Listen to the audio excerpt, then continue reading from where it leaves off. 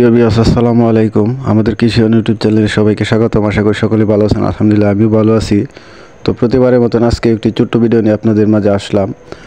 তো আপনারা ইতিমধ্যে দেখতে পাচ্ছেন যে মরিচের একটি জমিন, এখানে মরিচ চাষ করা হয়েছে। তো আসলে সিজনকালে আমরা গ্রাম অঞ্চলে বেশিরভাগই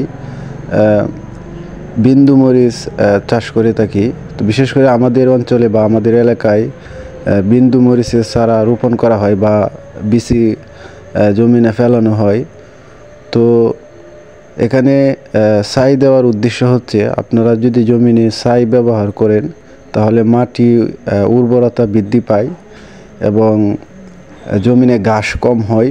আর যদিও আপনার জমিনে আগাছা হয় তো খুবই সহজে এটা টান দিতে চলে আসে, মানে জমির নিড়াতে কোনো সমস্যা হয় না, সুবিধা। সবচেয়ে বড় কথা হচ্ছে আপনার মরিচ গাছে পোকামাকড় অনেক ধরনের রোগবালাই হয়ে থাকে। তো আসলে যদি আপনারা জমিনে ছাই ব্যবহার করেন তো আসলে রোগবালাই অনেকেই কম হয়। তো সেই জন্যে এখানে ছাই ব্যবহার করা হইতেছে। তো আসলে সেই বিষয়টাই আজকে আপনাদের মাঝে শেয়ার করার জন্য আমার এই ভিডিওটা। তো বিন্দু মরিচের চারার আরেকটি গুণ হচ্ছে, আপনারা দেখেন যে একেবারে গোড়া থেকে ডালপালা হয় বা একটি গাছের মধ্যে অনেকগুলি শাখা হয়। তো মরিচও পর্যাপ্ত পরিমাণ ধরে।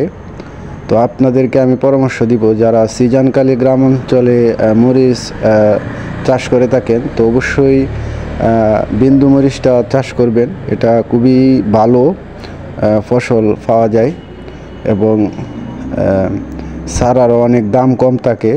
তো আমাদের যাদের ছাই আছে অবশ্যই আমরা জমিনে ছাই ব্যবহার করার চেষ্টা করব এবং অবশ্যই আমরা ছাই ব্যবহার করব, কারণ ছাইয়ে অনেক উপকার রয়েছে। তো সিজনকালে আমরা যারা মরিচ চাষ করে থাকি অবশ্যই আমরা বিন্দু মরিচের চারাটা রোপণ করার চেষ্টা করব বা চাষ করার চেষ্টা করব।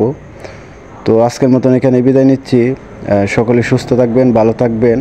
আর যারা নতুন অবশ্যই আমার চ্যানেলটি সাবস্ক্রাইব করে পাশে থেকে বেল আইকনটি বাজিয়ে দিবেন। আল্লাহ হাফেজ।